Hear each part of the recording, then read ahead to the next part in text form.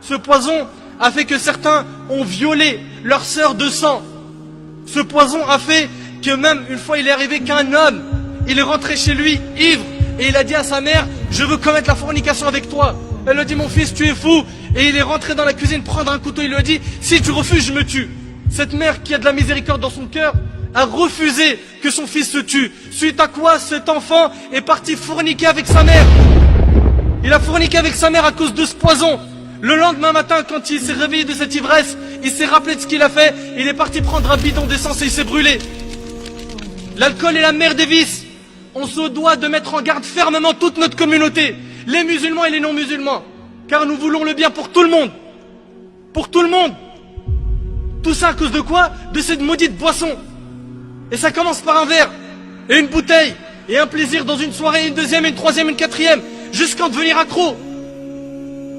Et après on dit normal, adi. Je fais rien de mal, je rigole, je délire.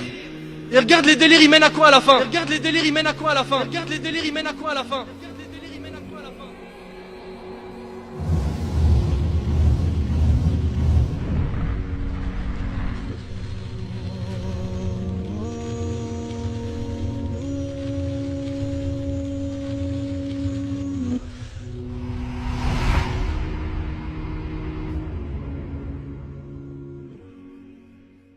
Tu vas aller vendre dehors, là, dans la rue? Non, je vais pas le vendre, moi. Tu vas aller faire quoi? Je vais aller le donner aux petits et les petits ils vont le détailler dans la rue. C'est quoi que t'appelles les petits? Les microbes. Les microbes. Les microbes. C'est qui? C'est des jeunes? Non, mais c'est des... Nous, on est des virus. Et c'est des microbes. Nous, on est des virus. Et c'est des microbes. Nous, on est des virus. Et c'est des microbes. Trop facile aujourd'hui de se procurer une bouteille de Sky, une barrette de shit, une dose d'héro, un rail de coke. Combien de quartiers sont des McDrive de la drogue, ouverts jour et nuit? Tu t'arrêtes et en quelques minutes on te livre ce que tu veux. Wallahi, des fois même avec l'apparence souna on t'arrête. Je suis déjà rentré dans une cité où je rentre pour chercher quelqu'un et je vois quelqu'un me dit, excuse-moi frère, tu cherches quelque chose? Tu veux chose qu'elle? Il me dit comme ça, tu veux chose qu'elle? Subhanallah, sans limite. Sans limite. Beaucoup de jeunes grandissent dans ces quartiers et ils voient leur grand frère, leur cousin qui a une belle vie. Il bosse pas, il se réveille tous les jours à 14h et il est tout le temps bien habillé. Hugo Boss, Louis Vuitton, des chaussures de luxe, grosse voiture, les lunettes, je te parle pas, Fred, Cartier, Boucheron, Ray-Ban. Il est tout le temps accompagné d'une femme. Alors ces jeunes qui voient les gens dans son quartier vivre dans ce confort, ils se disent bah pourquoi pas moi? Pourquoi ne pas faire comme lui? Pourquoi ne pas chercher à lui ressembler pour vivre une vie pleine de joie et de bonheur? Selon lui, il pense que c'est une vie pleine de joie et de bonheur, alors que c'est une vie de risque et c'est une vie très très dure et amère. Ce qu'il veut, c'est devenir comme les types du film La Haine. Il veut pas se casser la tête à étudier, à travailler. Il est intéressé par l'appât du gain facile. Aujourd'hui, on a même des rappeurs, des chanteurs de reggae qui incitent à la consommation de ces poisons dans les morceaux que les jeunes écoutent en boucle malheureusement.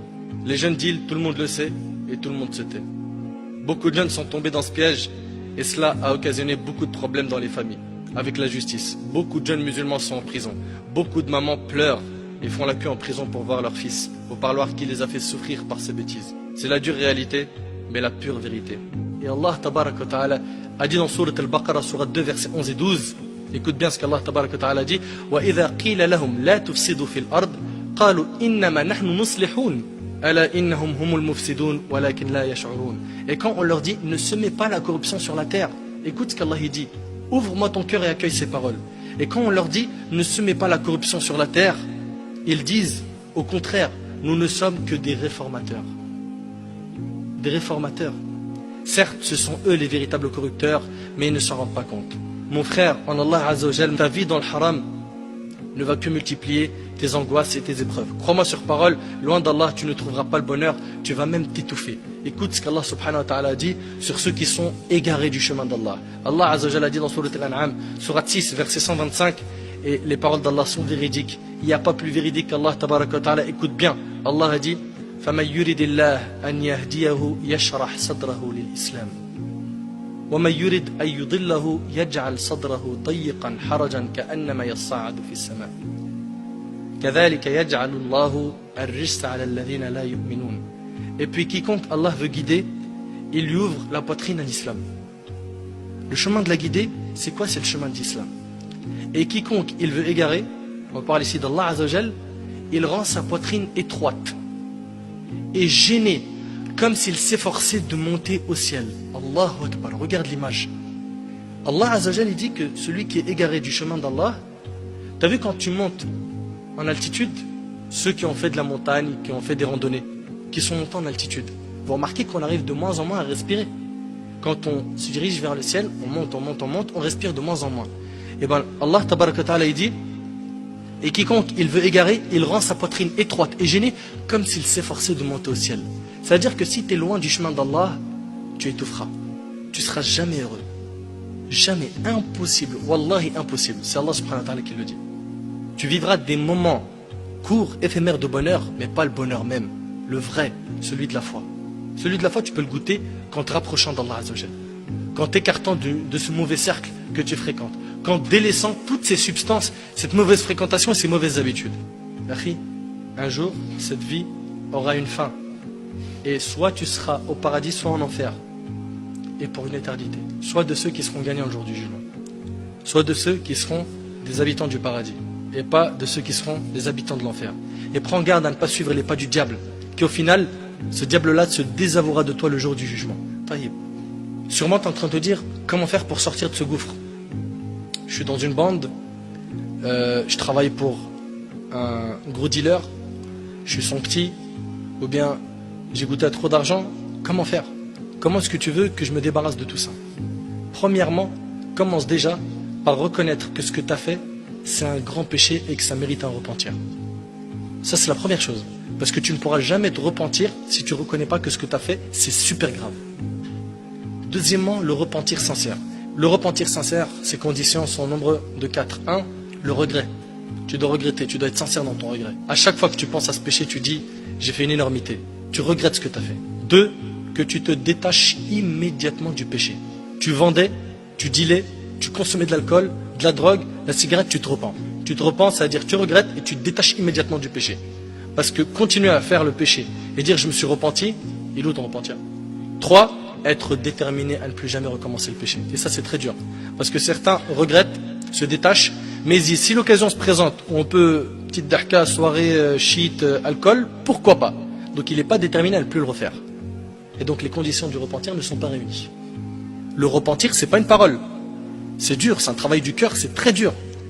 4. La restitution des dépôts ayant droit. Si tu as volé quelque chose, tu as pris des choses qui ne t'appartiennent pas, tu dois les rendre à leur propriétaire. Ça, c'est les conditions du repentir. Et si tu te repens, je t'annonce une bonne nouvelle. Le prophète alayhi salatu wassalam a dit celui qui se repent du péché, c'est comme si qu'il ne l'avait pas fait. T'imagines? Encore mieux que ça, Allah tabaraka ta'ala dit sauf ceux qui se repentent, croient et accomplissent de bonnes œuvres, ceux-là, Allah changera leurs mauvaises actions en bonnes. T'imagines?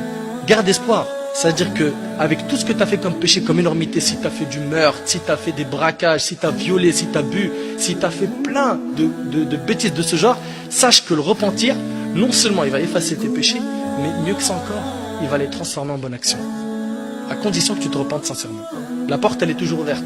Profite, fais en sorte de vivre une vie propre et halal, et sache que le bonheur se trouve dans une seule chose, c'est l'islam, ta religion. Et je demande à Allah Azzawajal de faciliter à nos frères et nos sœurs qui sont tombés dans ces fléaux qui sont l'alcool et la drogue, de se repentir sincèrement, de revenir vers la raison, de revenir vers le chemin de la droiture.